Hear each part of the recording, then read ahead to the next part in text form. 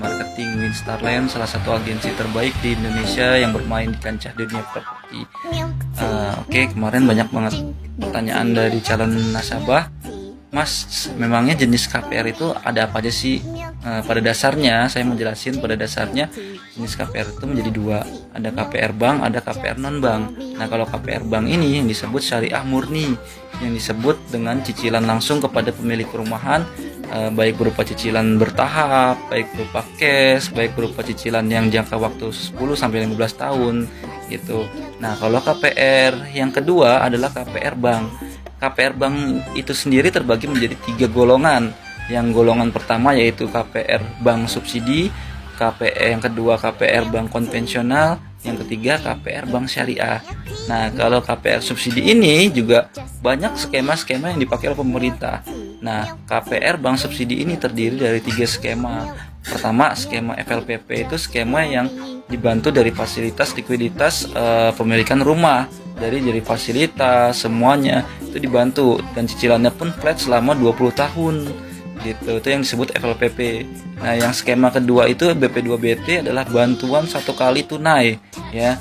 Jadi pemerintah ngasih bantuan 1 kali tunai kepada nasabah yang mengambil bank subsidi BP2BT.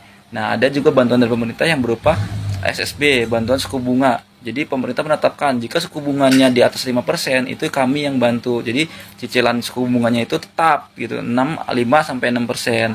Nah, kalau yang kedua KPR bank konvensional. KPR bank konvensional itu sendiri terdiri menjadi 3 bagian ya. Yang pertama KPR yang konvensional tetap atau flat, yang ditetapkan suku bunganya itu di awal perjanjian misalkan di angka 15%, ya udah 15% terus gitu.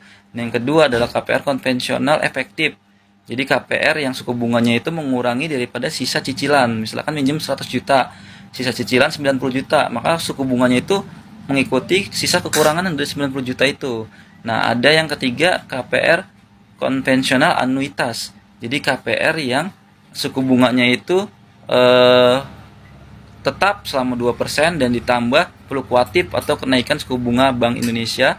Nah, itu dibagi dengan sisa bulan. Jadi dikurangin sisa pokok bulan dan dibagi jumlah bulan. Nah, yang ketiga KPR konvensional bank syariah. Pada intinya KPR syariah itu adalah bank yang membeli rumahnya tersebut dulu, dibeli dengan harga 300 juta misal, lalu dijual lagi ke nasabah dengan harga 500 juta dan nasabah mengetahui